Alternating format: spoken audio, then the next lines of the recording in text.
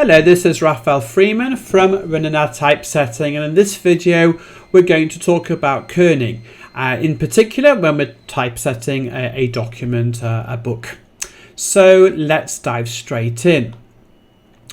So there are three situations where we're going to want to think about how we're going to be able to kern in a more efficient and a more consistent manner.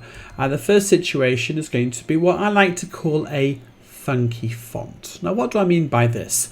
So if you're using a regular font, then we're going to have kerning built in. But if we need to have a kind of a weird funky font that we've downloaded off the internet, then we might have a bit of a problem. The second situation is going to be where we have a beautifully kerned font, but the kerning pairs aren't to our liking. So for example, we might find that the spacing between a full stop and a close quote, we'd like to make it tighter. The third situation is what I like to call non-programmable pairs. A non-programmable pair is when we've got, for example, regular text, which will happen in a book, followed by some italics, which will invariably happen in a book. And we don't have any way of kerning automatically or programming a typeface that kerns in between those two kerning pairs. So we're going to take each of these examples one by one, and we're going to see how to do this a lot better. So before we go into actually looking at what kerning is and how to kern and how we can make all this process much more efficient, I want to actually take a little break and look at tracking. Tracking is very much related to kerning, especially it's actually the same controls in design for doing both these things, and people often confuse the two. If we look at this document, we can see a whole bunch of text. Now, if I take some text, just take this amount of text here, just for the sake of looking at it. And if you imagine this text actually sitting on a rubber band, so it's not on a computer, these are actual letters, these are actual sorts, if you like, sitting on a rubber band. And if you were to stretch this rubber band, you to pull it really hard, then what would happen is that the words would be spaced out. But what is critical, and this is very important to understand, but what is critical is not just the words are going to be spaced out, but the spacing in between the individual letters are going to be spaced out. And that is called positive tracking. Now, how much we track by is entirely up to you. Now, we can do the same on a computer. So here I'm going to now track, okay?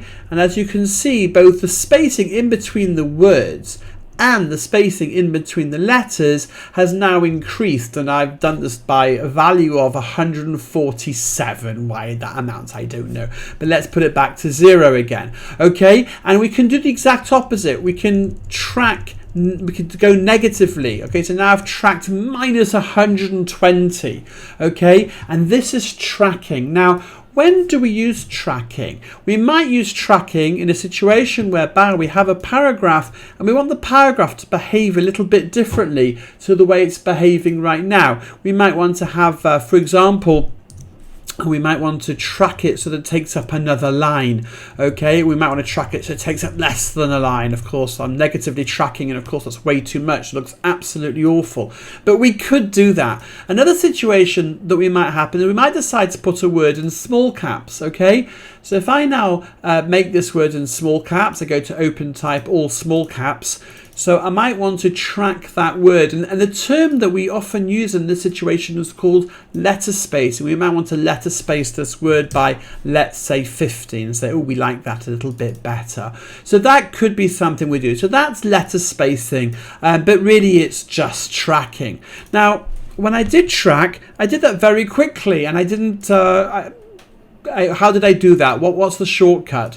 So let's just get rid of the tracking here, put that back to 0. So the shortcut for tracking is Alt right arrow and Alt left arrow. So if you look at the character panel over here, I am now tracking by 1. So now I'm up to 5. I'm just tracking this one word, okay? and I could jump. If I press at the same time, if I press the control key, then it will jump by 5. Now it may be that this value is not the same on your computer. So if you go into preferences, it's just control K, or you could do it the slow way by going into the menu and finding preferences. So you go into control K and you go and you jump to units and increments, and you can see here kerning / tracking by 1/1000th of an M. So it might be set to you by 20. So if it does 20, when I just go here, it jumps by a lot, right? If I do the control shift, it does by an awful lot, okay?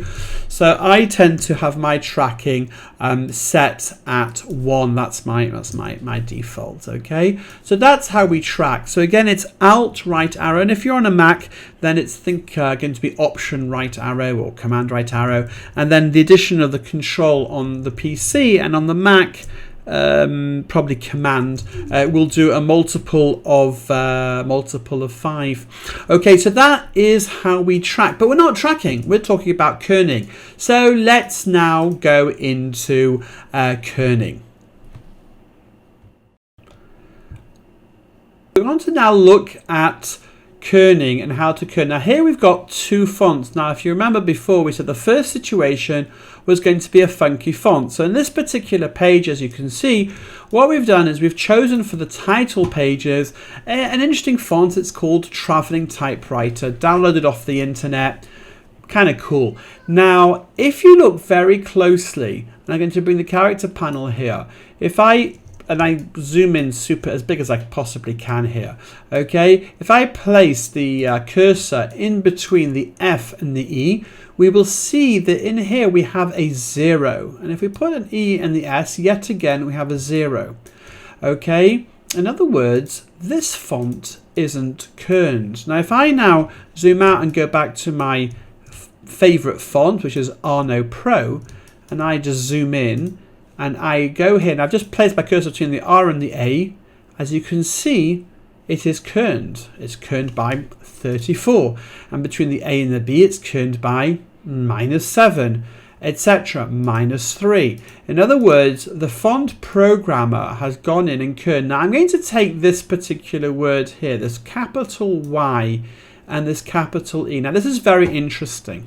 Okay, and why is this interesting? If I just zoom out just for a moment, the classic example that we have when we deal with kerning and we're taught kerning is a W and an A. So here I've just downloaded off the internet a picture of a W and A, and this is what it used to look like when things were done on metal.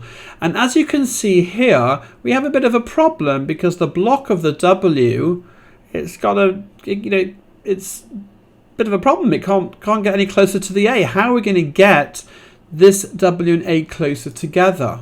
Bit of a problem here. And the way this was solved was as follows. Let me show you.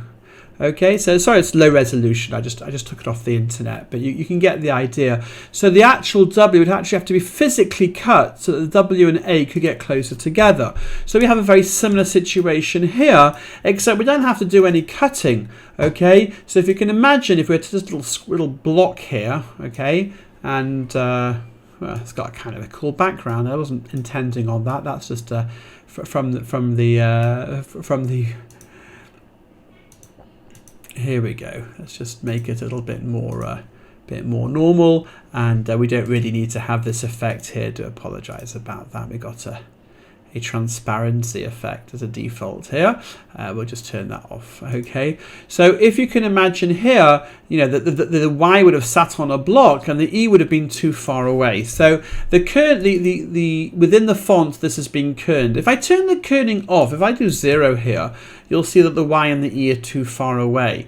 So the way that this is in this font, what I can do is I can click here and I can choose metrics. Okay, when I choose metrics, since the font has been kerned, we don't have a problem. But if we go back up here again, yeah, it's on metrics. That's what it's on. Yep, and guess what? It's not kerned. So here we've got a problem here. The Y and the L, it's too far away because the 0, there's no kerning in here. So how do we solve this problem? So the way that we can solve this problem is twofold. The first solution, which is the better solution for a starting point is we can take the entire paragraph and we've got a nice little feature in Adobe InDesign, and we can say optical. And when we do optical, InDesign will do its best to do its own kerning. And if you take a look here, specifically the Y and the L, as you can see, InDesign has kerned it by -106. And if we look between the F and the E, it's kerned it -76. Now, you may say, yeah, okay, that's cute, but I really would have wanted to kern the F and the E a little bit more. So how do I do that? Let's say I want to kern the F and the E a little bit more than that by hand. So it's the exact same command that we used for tracking. It's Alt left, okay? Alt left arrow. It would help if I added the word arrow, right? Alt left arrow. So now I've got a better kerning pair than optical did. And if you notice, the parentheses have disappeared, okay? So between the E and the S, it's got parentheses between the Y and the L. So I can kern that. Great! But now we move into problem number 2. Okay, now if you remember, problem number 2 is that we have a situation where the kerning within the font itself is not to my liking. So let me try and give an example here. Okay, so so we've got a situation here. Let's take out the full stop here just so we can see it better. Okay, so I have a quote and then a double quote, and this has been kerned in the font. In other words, Adobe Arno Pro, right, has kerned this by 52, but I might not want it so far away. I might want to have it closer. Okay, I'm going to put the full stop back in here. Okay, that might be my desired kerning. It's not what I wanted. Go back to our example here. We solved the problem by doing optical kerning, but it's not actually as much as that we want on the FE. So how do we solve that problem, right? So that's problem number 2 that I've now been able to show you. Problem number 3, I'm actually curious. I'm going to look at one more option here. I am just curious. I didn't try this out before. Okay, I was wondering if Internet of Things, if this would have been kerned, but actually it has. It's been kerned within the font. But sometimes you have a situation where there's a combination that isn't kerned within the font. So let's go back to our situation here. Let me just make this look a little bit nicer. We'll try and make it a little bit nicer. Here we go. There you go. Now, the second situation is, and we don't have it on this particular page, but this happens quite a lot. So I'm going to cheat here. I'm just going to change the text to suit my purposes here. Okay, so I'm just going to change this to a place to see. Okay, and I'm going to put this into italics. Okay, all right, so here's another problem. We have a problem of this open quote mark being too far away from this italic A. And then if I really wanted to show this until its end, let's pretend this word ended up with F and Seth, just made up a new word. Okay, and here the spacing between the F and the close quote, it's overlapping. That's no good at all. And that could also be an exclamation point. It's not overlapping, but it's very close. Question mark, even closer. But obviously that is no good. We can't have that situation. So how do we solve that? Because this is Adobe Arno. Why isn't this kerned? And look at this. If this is the small text version, this is not the regular version. This is small text. It's an optical weight. Well, they've kerned everything else. Well, actually, they haven't kerned everything else. They haven't actually kerned every letter, but they've kerned an awful lot, the T and the E. But what about this? Why wasn't this kerned? And the reason why this wasn't kerned is because you can't actually, within a font, kern between two fonts. Italic small text is different from small text. These are two different fonts. Okay, and if you go out and buy this font, I bought this on Linotype, you will see the different weights. Each weight costs a certain amount of money, the different fonts on the computer. So how do we solve this problem? It makes a difference. It's only a one-pager selected story. Okay, and it's running on a different monitor. And now Of course, it doesn't show anything because I've completely ruined this because I forgot to undo my work. So let's go back to metrics and run it again. So I'm going to highlight the text, F4, on selected text, and you notice it now changed the kerning everywhere. So you hear the FE is now -75. Now, what you can also do, and notice the FO, it didn't do anything, it's only told it to do FE. So if you know a little bit of grep, okay, then what you can do is you can have a little bit of fun. And you can say, well, I'm going to make the O to be the same as the E, okay? And I just put in this little code. Now, if you're new to grep, I'm not good enough in grep to be able to give you a full primer on grep, but just to remind you, I'm just going to press save. When you're doing grep, when you do find and you go into the grep, so this is what I'm talking about here, and you can do all sorts of cool stuff. There's an excellent Facebook group called the Treasures of Grep, so I encourage you to join that. So now when I'm going to run the script again, it's going to take care of the FO, okay? So I run the script, I've got a shortcut to run the script, selected story, and it's running screen into the window, and now you can see FO. That's brilliant. Now, if we go down below, okay, what we've got here is I've manually kerned this 120, and I've positively kern this 120. So I'm going to take that kerning off. Okay, now I don't actually know what's going to happen when I run my script because I don't actually know if I've actually kerned these pairs before. So I have already. So I've already programmed it and I actually put in the same numbers. But let's have a look at this. Let's have a look at what I've done here. So now Kern Arno Pro. So this is a much bigger, as you can see, I've done a lot more kerning pairs. I do a lot of fonts. And here we can kern between small text and italic small text. You see, and I've just had to put a tab in here. Now, all the instructions are on Peter Carell's website. So here I kerned between an open quote or a double open quote and an A, minus 120, and then I said if you've got a italic small text and small text F, and if that's followed by either a closed parenthesis, a closed square bracket, or a quote mark, or a double quote mark, or single, kern it by 120. Now I did this a long time ago, and it was already stored, and it was the exact same value. Okay, so we have one more situation which is a little bit interesting that we can actually solve also with this brilliant script of Peter Carell. And that is the following. Now I've actually changed the text here to make this work. So we've created this new personality called the Great Rabbi. We'll call him the Great Rabbi of Toblerone, which is a fantastic Swiss chocolate. But I've actually cheated, and he's actually not the Great Rabbi of Toblerone. If I zoom in, we can look and we can see that the F and the T are quite close together. Now we've been talking about kerning pairs, so if I want to separate this, well, I've got a space here. So how do I do this? How do I add extra space between the F and, well, what? And Peter Carell's script allows you to do that. So if I go into Arno Pro, it's already been done, of course, for the letter T. And what you can do is you can actually do this, and he's in some very cool little script. So you can do here, you could put a space. I can say, look, if I see an F followed by a space, and then any of these letters, including the letter T, then track 50. Okay, so that's a triple kerning pair. So just to run that, I'm just going to show that to you. Just going to run the script, just run the shortcut on the selected story, doesn't really matter. And there you go. And what happens here? So let me just show you here very quickly. It's been kerned by 50, and what I did, I switched on. I don't know if you're familiar with this. About a year ago, they added this new feature called Style Override Highlighter.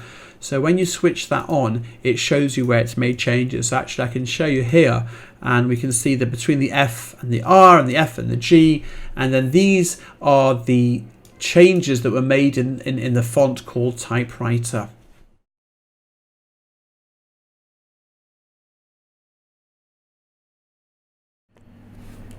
If you've enjoyed this video, then please don't forget to give it a thumbs up. If you did not, I'm not quite sure why you waited all the way to the end of the video to get to this point.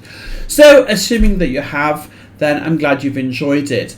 If you'd like to find out about more videos when they come up, then I would suggest subscribing to this channel.